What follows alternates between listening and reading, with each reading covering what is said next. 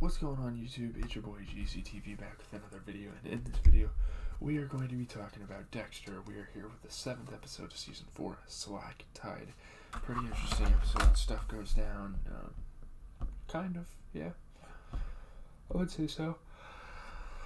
I'm gonna be yawning a lot. I'm gonna be fucking tired all week, so yeah. So Dexter Morgan's family is lounging on the slice of life, enjoying a day out on the boat, which is nice, he's trying to bond with his family, trying to kind of win them over. In the Everglades, Dexter finds Angel Batista, Joey Quinn, and a few uniformed cops outside the Joey Nix's rundown trailer, standing around a gutted alligator.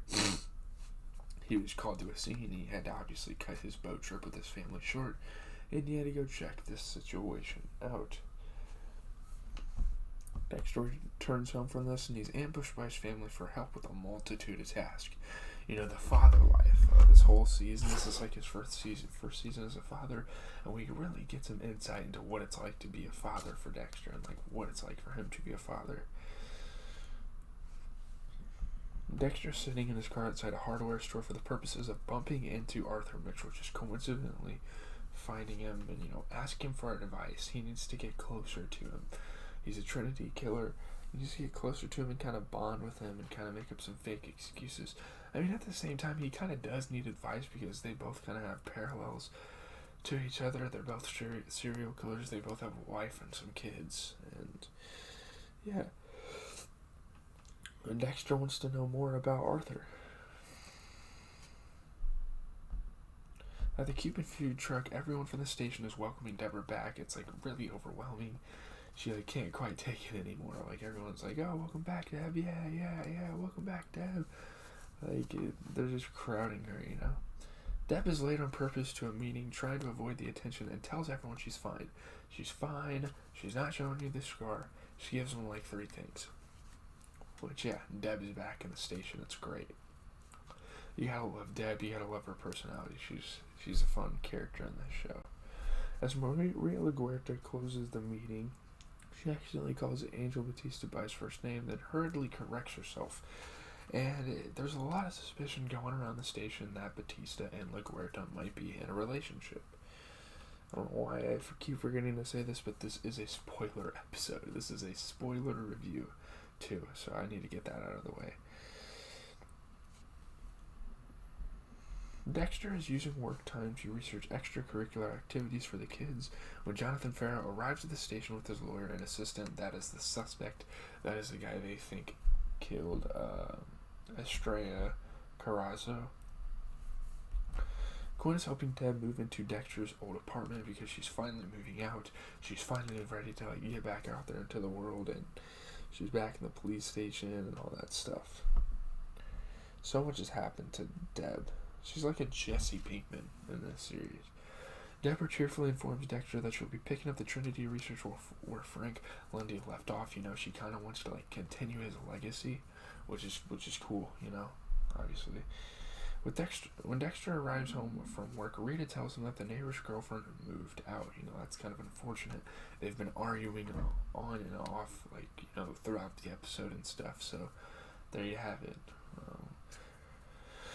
Early that next morning, Arthur takes Dexter for a drive through a forest in his van. He tells him to they were at the supermarket, and he tells him to meet up that next morning, and they do, and they go out to the woods to chop down some trees. Now we know who the Trinity killer is.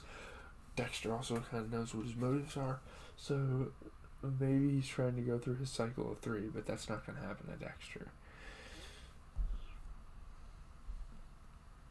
Yeah. While Arthur measures the tree they cut down, Dexter asks what to do when one of your kids isn't interested in any of your suggestions for outside activities. And Dexter's just nagging him on, and Arthur's clearly not in the mood for this. And Dexter's like, "Oh, you're not acting normal. Yeah, you're nagging with stupid questions about kids when honestly Arthur probably figured that shit out himself. So why can't you?"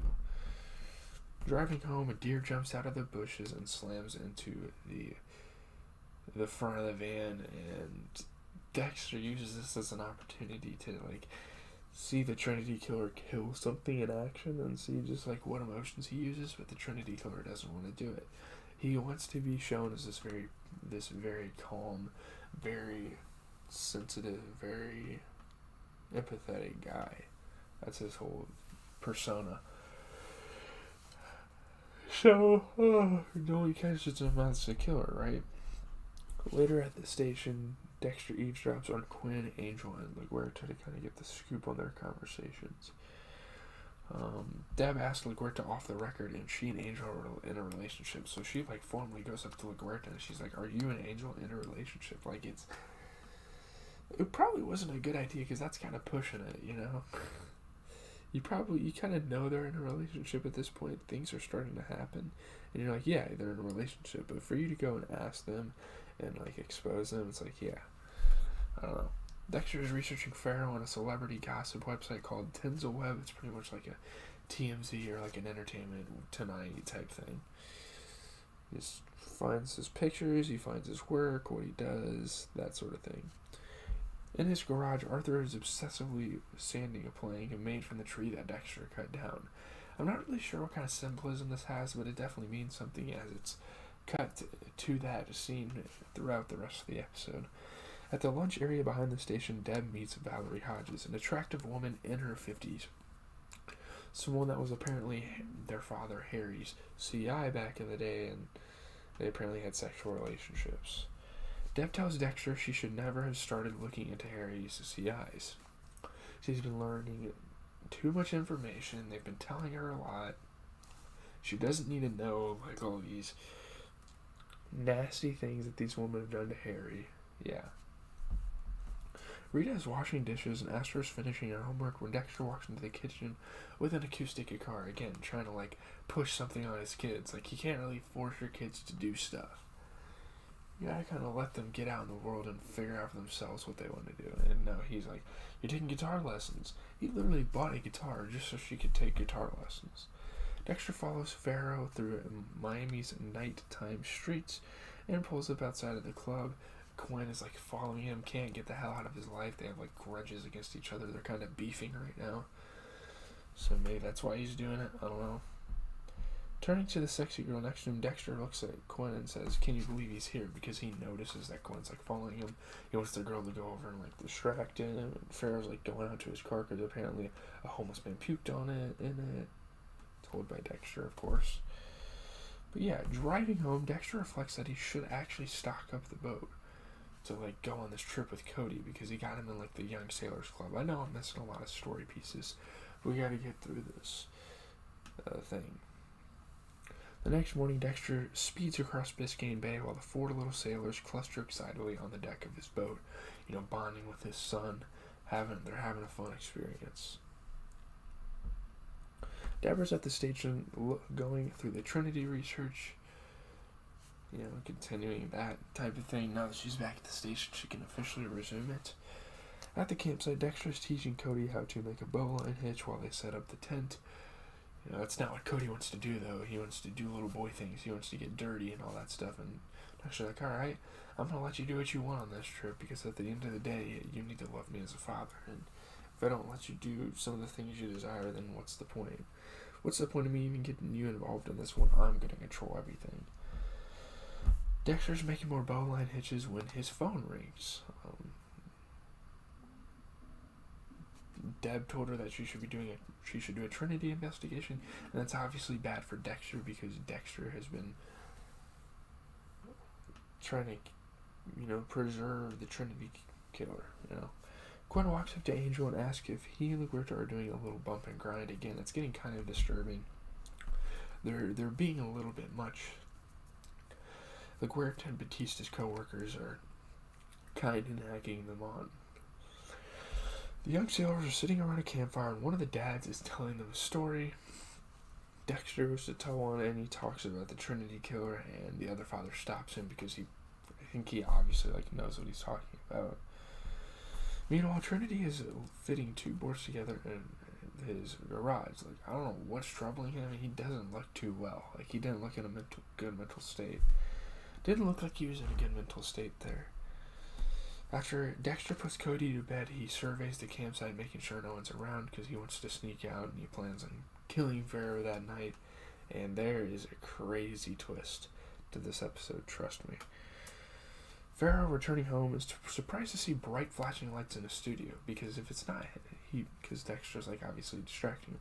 Because it's not him. If it's not him shooting photos, who the hell is it? Pharaoh wakes up. He gets attacked. He wakes up to images of his supposed victims projected on the wall, flashing on and off. Obviously Dexter kills him. You know what happens next. I'm not going to get too much into detail. Dexter dumps Pharaoh's body parts in the ocean. You know the deal. We're back to Dexter kind of having the freedom to kill whenever he pleases, and he does that. It's Monday morning, and Dexter exits the elevator, and the sights of Pharaoh's personal assistant in handcuffs being led into questioning. He's like, wait a second, why the hell is his assistant getting arrested? No one should be getting arrested if Pharaoh is dead. And they're like, oh, he was seen on surveillance doing it. He's literally got caught in 4K. And Dexter just doesn't know what the hell to think. He sinks to the floor. He killed an innocent man. He broke his father's code. And it's going to be interesting to see kind of how he recovers from this, what the fallout's going to be. Will anyone find out that he killed an innocent man? And yeah, it's a really dope thing for him to finally kill an innocent man, because I think it's going to be a shift in his character, and I think it's going to be great.